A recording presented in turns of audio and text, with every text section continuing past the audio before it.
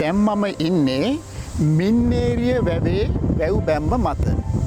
මින්නේරි වැව හැදීම නිසා තමයි මහසෙන් රජ්ජුරුවෝ මින්නේරි දෙවියෝ විදිහට දේවත්වයෙන් පිදුම් ලැබුවේ.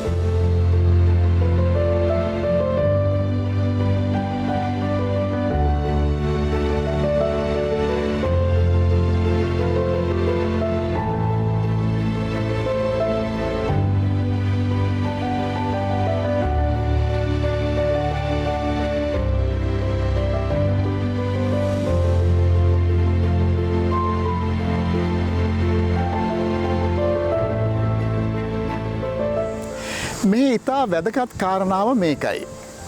මින්නේරි වැවේ විශාලත්වය අක්කර 4670ක් පමණ. මෙහි අල්ලන ජලධාරිතාව අක්කර අඩි 1,10,000ක් විතර වෙනවා. නමුත් මේ මහා වැවේ වැබැම්මේ දිග වැවේ ජලධාරිතාවට සාපේක්ෂව ඉතාම අඩුයි. මෙහි දිග සැතපුම් 1.2ක් පමණ දුරක් පමණයි.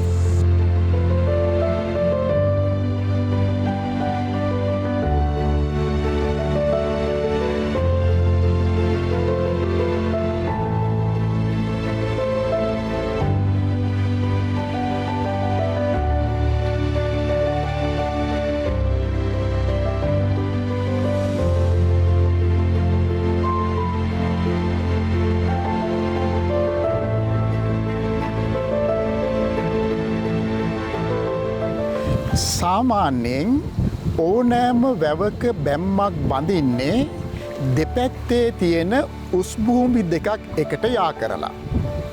එතකොට ඒ උස්භූමි දෙක මැද්දේ තියෙන නිම්නය දිගේ ගලා එන ජලය තමයි අර බැම්මෙන් හරස් කරලා රඳවා තබා ගන්නේ.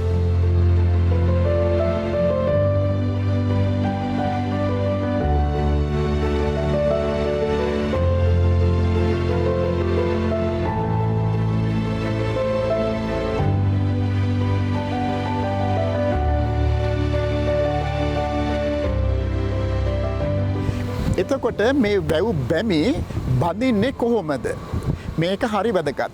ලංකාවේ ගම් වැවක සිට දාන වැවක සිට මේ මින්නේරි වැව වාගේ මහා වැවක් දක්වා ඕනෑම වැවක වැව් බැමි බැඳීමේ මූලික නිර්ණායකය ඒකයි.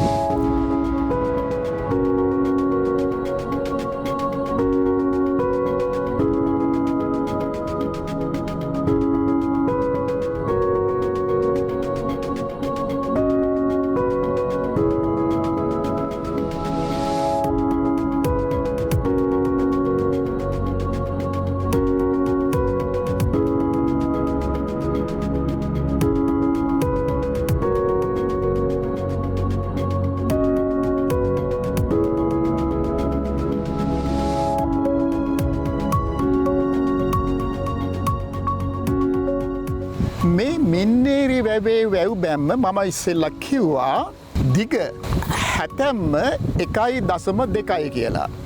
මීට මේ මින්නේරි වැවේ ජලස්කන්ධයට ඉතාම සමීප ජලස්කන්ධයක් තියෙන පරාක්‍රම සමුද්‍රයේ වැව් බැම්ම සැතපුම් 8මාරක් දිග වෙද්දී කොහොමද මින්නේරි වැවේ වැව් බැම්ම සැතපුම් 1.2ක් තරම් කෙටි වුණේ?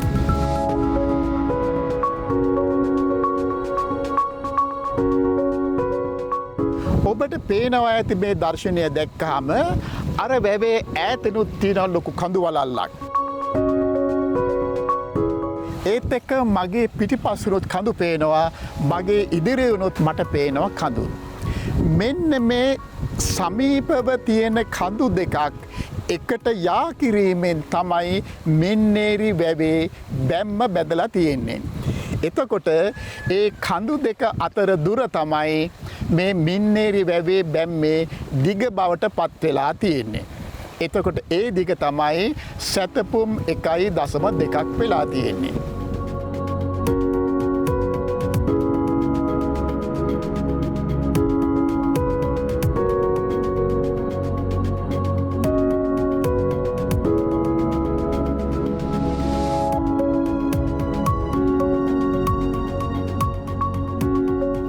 විශේෂයෙන්ම මේ වැව සකස් කරලා තියෙන්නේ මේට ඔබ්බෙන් යන එක්තරා ගඟක් තියෙනවා. ඇත්තටම ඔයක් කියලා කියන්නත් පුළුවනේ.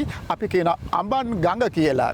ඒ අඹන් ගඟ හරහා ඇලහැර කියන ස්ථානයෙන් එක අමුණක් බැඳලා ඒ අමුණෙන් හරවපු ජලය නිම්නය දිගේ ගෙනල්ලා තමයි මේ බැම්ම බැඳලා මින්නේරි වැව හදලා තියෙන්නේ.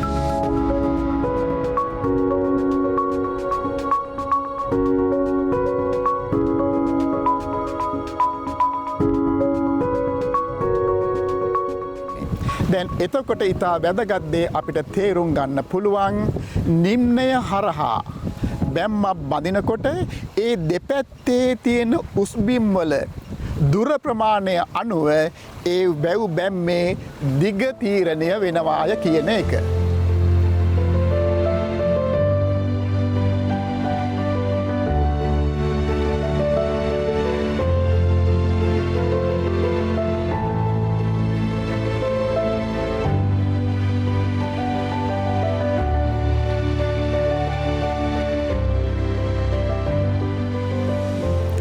මම දැන් ඉන්නේ මින්නේරිය වැවේ වෑකන්ද මත එක බිසෝ කොටුවක් සහිත සොරව්වක් ආසන්නේ.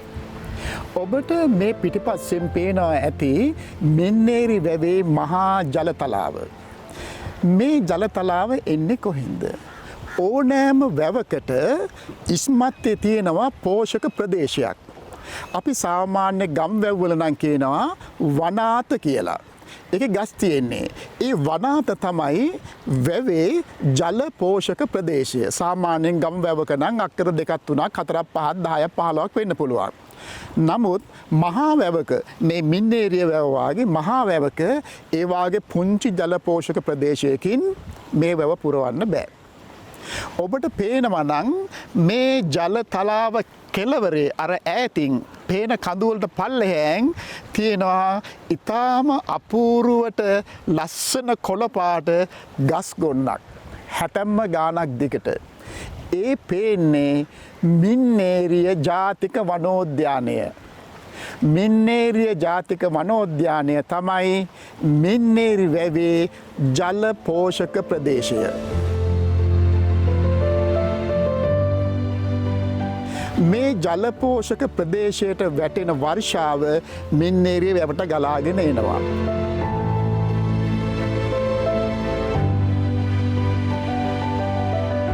එතකොට මහා වැවක් වන මින්නේරි වැවට ජලය ලැබෙන මූලාශ්‍ර දෙකයි. එකක් අහස් වැස්සෙන් වැටෙන වතුර අර පේන මින්නේරි අභය භූමියට වැටිලා ඒ පෝෂක ප්‍රදේශය හරහා වැවට ගලාගෙන එනවා. ඊළඟට ඒ සමීපයේ තියෙන අඹන් ගඟ ඇලහැරෙන් හරස් කරලා ඇලහැර අමුණ බැඳලා එතිනෙන් එන යෝධ ඇල ඔස්සේ මේ වැවට ජලය ගලාගෙන එනවා. ඒ ජලයෙන් තමයි අක්කර අඩි 1,10,000ක් තරම් විශාල මේ මහා ජලතලාව දත ජලස්කන්ධය හැදිලා තියෙන්නේ. මේ මින්නේරි වැවේ ජලස්කන්ධයෙන් අක්කර 10-15,000කට වැඩිය විශාල කුඹුරු ප්‍රමාණයකට කෙත්වතු ප්‍රමාණයකට ජලය සපයනවා.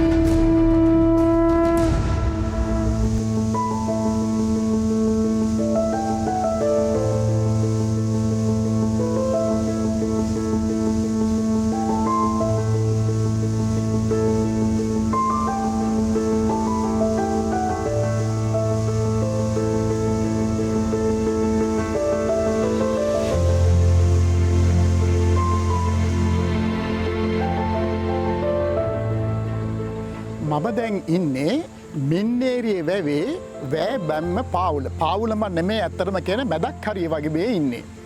ඔබට පේනවා ඇති මේ වැව් බැම්ම විශාලත්වය. අර අපිට පේනවා ඇත එක මනුස්සය කැවිදගෙන යනවා නිකං හිතන්න ඒ මටමත් එක මේ වැව් බැම්ම කොච්චර උස ඇද්ද කියලා. ඇත්තටම මේ මින්නේරී වැවේ වැව් බැම්ම අඩි 40-45ක් විතර උසයි. අපි දන්න දෙයක් තමයි මේ වැව් බැමි බැදලා තියෙන පස්වලින් කියන එක. ඊළඟ කාරණාව තමයි නිකන් පස් ගොඩ කරලා නෙමේ තියෙන්නේ අඩිය අඟලට තලලා තද කරලා තමයි තියෙන්නේ මේ මහා ජලස්කන්ධය දරා ගන්න පුළුවන් විදිහට. එතකොට හිතන්න මේ වැව් බැම්මේ උස අඩි 42ක් නැත්නම් 45ක් නම් 40ක් කියලා හිතන්නකෝ. අඩිය අඟලට තැළුවොත් අඩි 40ක් උසට වැව් බැම්ම හදන්න අඩි 480ක් උසට පස් පුරවන්න ඕනේ. ඒක තමයි යථාර්ථය. එතකොට අපේ පුරාණ සිංහලයෝ අඩි 400ක් උස පස් තට්ටුවක් තමයි අඩිය අඟලට තලලා මේ අඩි 40ක් 45ක් උසට එන ඉතා ශක්තිමත් වැව් බැම්මක් මින්නේරිය වැව වෙනුවෙන් හදලා තියෙන්නේ. මේක මින්නේරිය වැවට විතරක් නෙමෙයි ඕනෑම වැවකට එහෙමයි. නමුත් අපිට අදහා ගන්න බැරි දේ අදට දැන් මින්නේරිය වැව හැදුවේ අදට අවුරුදු 1700කට ඉස්සෙල්ලා මහසෙන් රජුරුව තුන්වෙනි සියවසේදී. ඒ කාලේ කොහොමද මේ තරම් විශාල පස්තොගයක් මෙතෙන්ට ගෙනාවේ? ඒ පස්තොගය කොහොමද මෙහෙම තලලා මේ තරම් දැවැන්ත වැව් බැම්මක් හැදුවේ කියන එක හිතා ගන්නත් බෑ නේද අපේ තාක්ෂණයේ මහිමය. ඕක තමයි වැවක මහිමය කියලා කියන්නේ.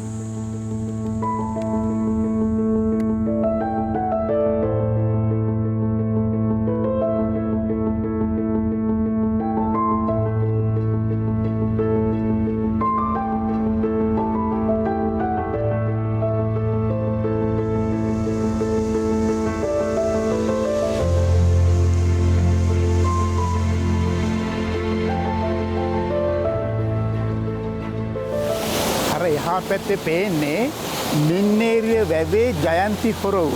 අද හොරොව ඇරලා ඒ ගලාගෙන එන ජලකඳ තමයි මේ.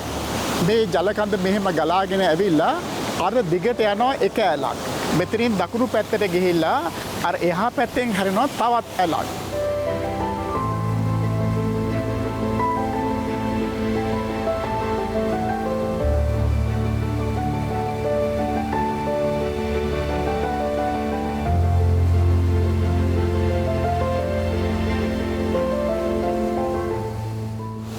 මේ ප්‍රධාන ඇලක් මේ මින්නේරිය වැවේ ජලකඳ මේ ප්‍රධාන ඇල දිගේ ගලාගෙන යනවා හැතැම්ම 10ක් 15ක් තරම් ඈතට ගිහිල්ලා අක්කර 10000කට වැඩි 15000කට කිට්ටු මහා කෙත්යායකට මේ වැවේ දියවර බෙදා හරිනවා.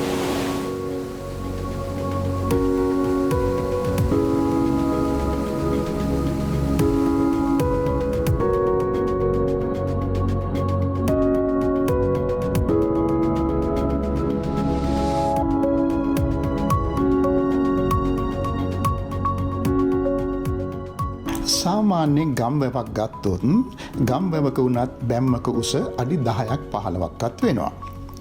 අපි හිතුවොත් එහෙම අඩි 15ක් උස ගම්වැවක වැව් බැම්මක් හදන්න නම් අඩිය අඟලට තලනවා කියලා ගත්තහම අඩි 180ක් උස මහා පස් කන්දක් අඩි 15ක් දක්වා තලන්න ඕනේ. කොහොමද අතීත මුතුන් මෙතුන් මේක තලලා තියෙන්නේ? අපි දන්නා හැටියට අහලා තියෙන හැටියට නම් පස් තට්ටුවක් දාලා මීහරක් ලව්වා ඒ පස් තට්ටුව තලලා තියෙනවා. සාමාන්‍යයෙන් මීහරක්ගේ කුර විශාලයි. ඒ කුරවලට පෑගිලා අර පස් තැලෙනවා. ඊට පස්සේ ආයි පස් තට්ටුවක් දාලා ආයි තලනවා. මේ ආකාරයට තමයි මේ වැව් බැම්මේ ගම් වැවක උනත් හදලා තියෙන්නේ. වැදගත් දේ මේකයි. අඩි 15ක් උස ගම් වැවක වැව් බැම්මක් හදන්න නම් අඩි 180ක් උස පස් කන්දක් අඩිය එකට තැලිය යුතුයි. සිතා ගැනීමටත් නොහැකි තරම් මහා අමාරු කර්තව්‍යයක් මේක.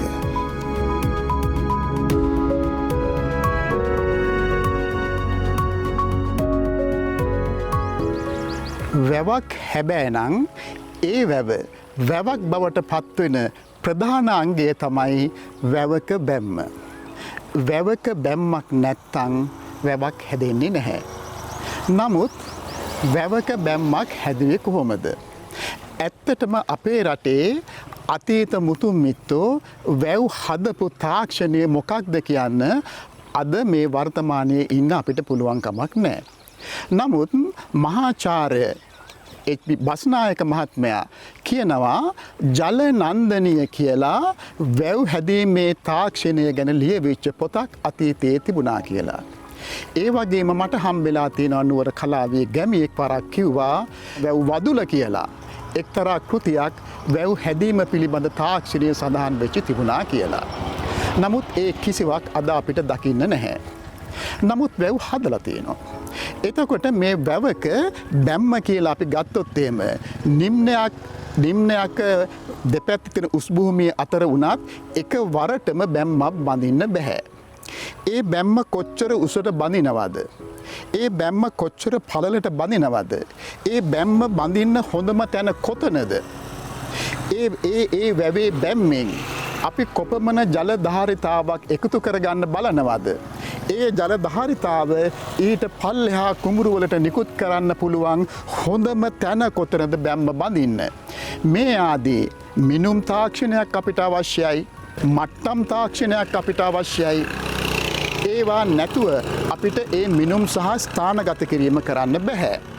දෙවෙනි කාරණාව තමයි වැව් බැම්ම සකස් කිරීමේ පස්වලින් හදන මේ බැම්ම නොකැඩී නොබිඳී චිරාත් කාලයක් තියෙන්න සකස් කිරීමට ඉතා විශාල තාක්ෂණයක් අවශ්‍යයි. අන්න ඒ නිසා වැව් බැම්ම බැන්දේ නිම්නයක දෙපැත්තේ තියෙන උස් භූමි දෙකක් හරහා බව සැබෑයි. ඒ සමගම ඒ බැම්මේ දිග පළල උස ආදී සියල්ල තීරණය කරලා තමයි નિયમિત තැන වැව් බැම්ම බඳිනවා කියන මට වඩා වැදගත් වචනේ වැව් බැම්ම ස්ථානගත කිරීම කියන එක අපේ සිංහලයෝ කරේ.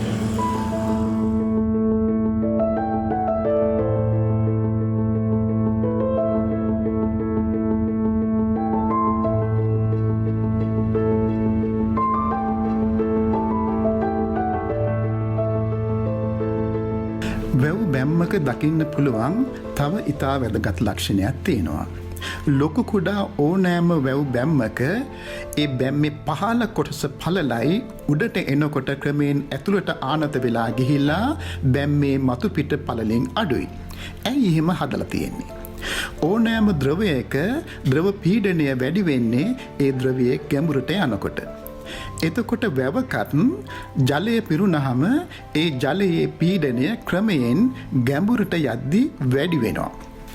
අන්න ඒ වැඩිවන ජල පීඩනය දරා ගැනීමට හැකිවන ආකාරයට තමයි වැව් බැම්මක තියෙන පතුල ක්‍රමයෙන් මහත ආකාරයට නිර්මාණය කරලා තියෙන්නේ අපේ අතීත සිංහල වාපි ඉංජිනේරුවෝ.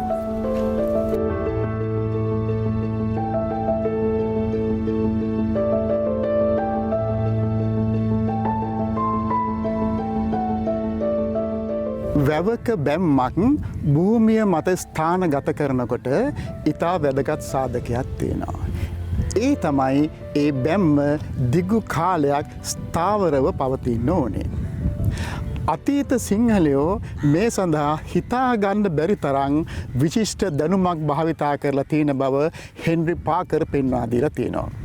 ඔහු පෙන්වා දෙනවා සිංහලයෝ භූමියේ පිහිටි ස්වාභාවික ගල්තලා වැව් බැම්මක් ස්ථාපිත කිරීම සඳහා පාවිච්චි කරලා තියෙනවා කියලා. ඔහු උදාහරණ විදිහට පෙන්නනවා ගල්ගමුව වැව, මින්නේරිය වැව, එතකොට සොරබොර වැව ආදී වැව්. මේ සියලු වැව් ඇතුළු බොහෝ වැව් පිහිටි ගල මත ස්ථාපනය කරලා තියෙන බව අපිට දකින්න පුළුවන්.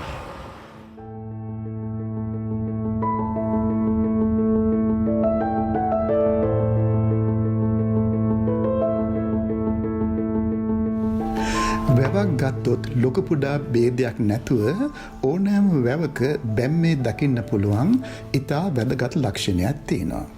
ඒ තමයි වැව් බැම්මක මතුපිට පිහිටලා තියෙන්නේ එකම උස මට්ටමකින්. මේ නිසා හරියට තිරස් සරල රේඛාවක පිහිටියා වාගේ තමයි පේන්නේ.